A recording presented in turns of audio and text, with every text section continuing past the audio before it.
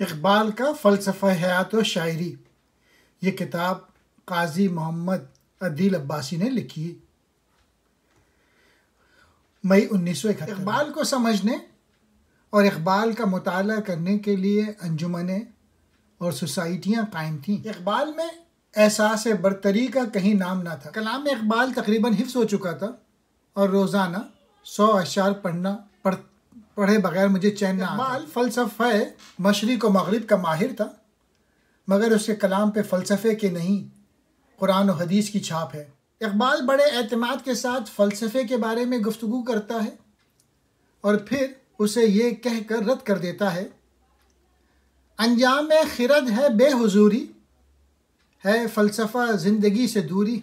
इकबाल को फ़लसफ़ी या शायर आम मानों में करार देना सख्त गलती है। वो दरअसल एक मुजद्दिद था, नमाज के बारे में ये कहने वाला कि सित्वत तौहीद कायम जिन नमाज़ों से हुई, वो नमाज़ें हिंद में नज़र बरहमन हो गई।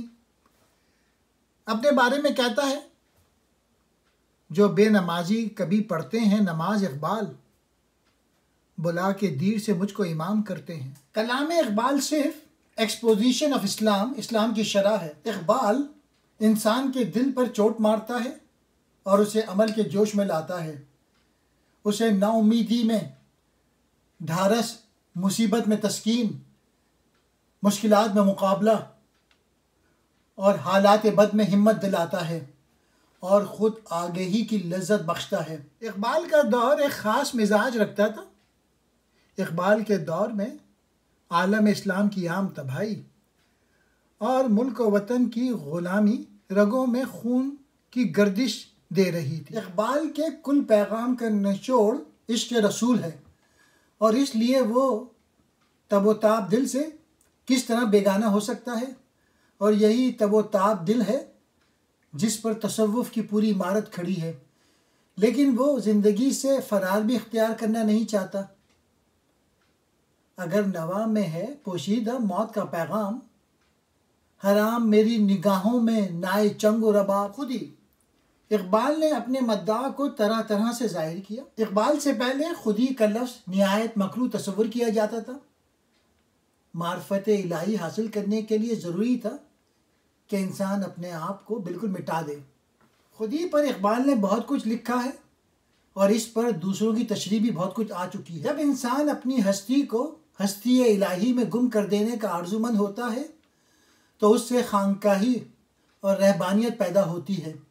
इस्लाम ने रहबानियत और तर्क दुनिया की तालीम नहीं दी। एक लफ्ज़ खुदी से इकबाल के अदबी नज़्बुलैन का दूर तक पता लगता है। वो इंसान के वजूद को तस्लीम करता है और दोनों के खालिकुल अल्लाह रब्बुस समावात वल अर्द के वजूद को तस्लीम करता है। लफ्ज़ खुदी ने वो इनकलाब पैदा कर दिया जो फ़लसफ़े की कई किताबें ना कर सकती थी, और ख़ुद आगही को वो दर्जा हासिल हुआ कि वो खुदा आगही का पेश खेमा करार दी गई। मगर वो ख़ुद आगही नहीं कि हम नहीं हैं, ये तो ख़ुद आगही के मनाफी है, बल्कि ये कि हम हैं और हमको अपने आप को संवारना। ऐ खुदा, तूने रात बनाई तो मैंने चिराग बनाया, तूने मिट्टी बनाई और मैंने बाग बनाया, तूने बयाबाओं कोसार बनाए और मैंने गुलिस्तां और गुलजार बनाए। मुख्तसर यह है कि इंसान का वजूद हुक्म इलाही से वो फितरत की तस्खीर करता है। ज़िंदगी के बारे में कहता है, तू इसे पैमानाए अमरोज़ व शब से ना नाप, जावेदां पे हम रवां हरदम रवां है ज़िंदगी। यानी इंसान का वजूद कतरा नहीं है कि दरिया में जाकर गुम हो जाए। आश्कारा है ये अपनी क़ुव्वत तस्खीर से, गरचे एक मिट्टी के पैकर में नेहा है ज़िंदगी। यानी खुदी में तस्खीर कायनात की भी ताकत है। अब खुदी के पहलू पर चंद अशार। तेरी खुदी से है रोशन तर हरीम वजूद, हयात क्या है इसका सुरूर व साजो सबात, नहीं मुकाम की खूगर तबीयत आज़ाद, हवाए शेर मिसले नसीम पैदा कर, हजार चश्मे तेरी संगे राह से फूटे, खुदी में डूब कर ज़रबे कलीम पैदा कर। हो अगर खुद निगरो खुद गरो खुदगीर खुदी, ये भी मुमकिन है कि तू मौत से भी मर न सके। खुदी को जब नज़र आती है काहिरी अपनी, यही मुकाम है कहते हैं जिसको सुल्तानी। यही मुकाम है मोमिन की क़ुव्वतों का यार, इसी मुकाम से आदम है ज़िल्ले सुबहानी। ये जबरो कहर नहीं है, ये इश्क़ व मस्ती है, कि जबरो कहर से मुमकिन नहीं जहाँ बानी। तेरा वजूद सरापा तजल्ली अफरंग, के तू वहाँ के इमारत घरों की है तामीर। मगर ये पैकर खाकी खुदी से है खाली, फ़कत नयाम है तू ज़न निगार व बेशमशीर। ये हिकमत मलकूती, ये इल्म लाहूती, हरम के दर्द का दरमा नहीं तो कुछ भी नहीं। ये ज़िक्र नीम शबी, ये मराक़बे, ये सुरूद, तेरी खुदी के निगहबान नहीं तो कुछ भी नहीं। खुदी की परवरिश व तरबियत पे है मौकूफ़, कि मुश्त खाक में पैदा हो आतिश हमसोस। इक़बाल 2 महाज़ों पर जंग करने के लिए मैदान में कूदा था, एक तो रहबानियत और दूसरा मग़रिब ज़दगी। मकतब इक़बाल की एक और इस्तिलाह है मकतब, इससे भी उसने अदब में इनकलाब पैदा किया।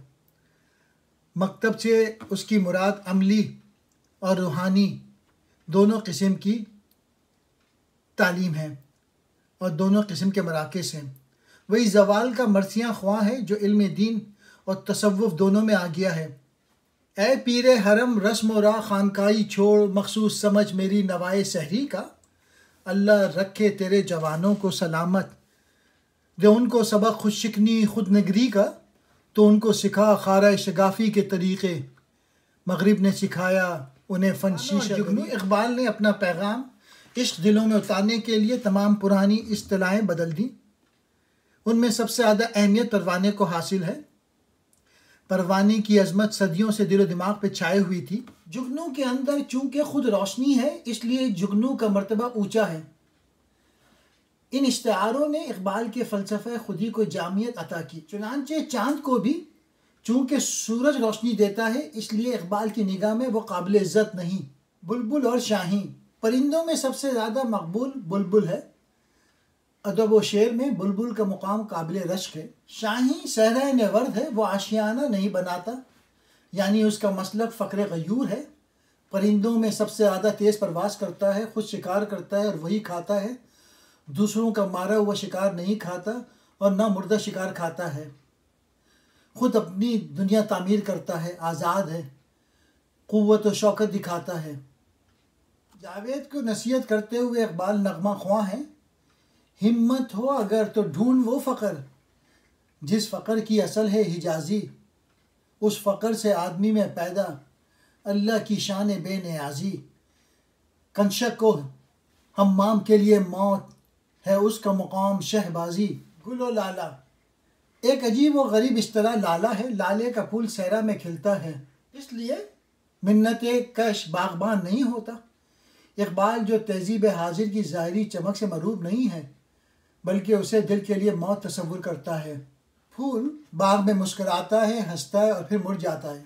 उसे ना आज़ादी सहरा मैसर है, ना मैदान की पिन्हाइयाँ, ना आज़ादी और ना खुददारी।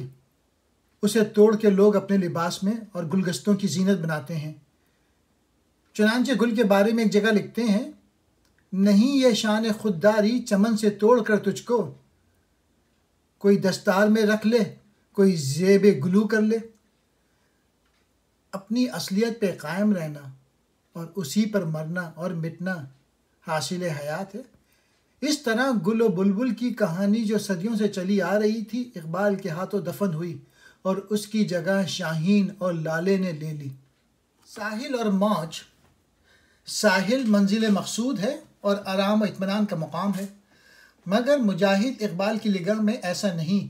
वो मौज और दरिया को साहिल पर तरजीह देता है, क्योंकि इक़बाल का फ़लसफ़ा अमल है और मौज में हरकत है, जबकि साहिल सुकून पजीर है। मोती और शबनम, शबनम एक क़तरा आब और हक़ीर है और चमकदार मोती लायक तारीफ है, मगर मोती पानी की बदली हुई असलियत का दूसरा नाम है। अब्र नीसा का कतरा जब सदफ में जाता है वो मोती बन जाता है, और आज तक सब लोग इसी तबोताब के कसीदा ख्वां थे, मगर इकबाल इसे अपनी फितरत से तगय्युर के बिना पे लायक इज़्ज़त नहीं समझता, और शबनम का मद्दा है कि वो अपनी खुदी पर कायम और अपनी गौहर ज़ात की निगरां है। चुनांचे एक नज़म में शबनम की ज़बान से कहता है कि मुझसे कहा गया है कि आसमां से नीचे उतरो और समंदर में जाके मोती बन जाओ, मगर मैंने इससे इनकार कर दिया कि मेरी असलियत बदल जाएगी। चुनांचे में एक बूंद पानी ही रही और लाले पे आ टपकी।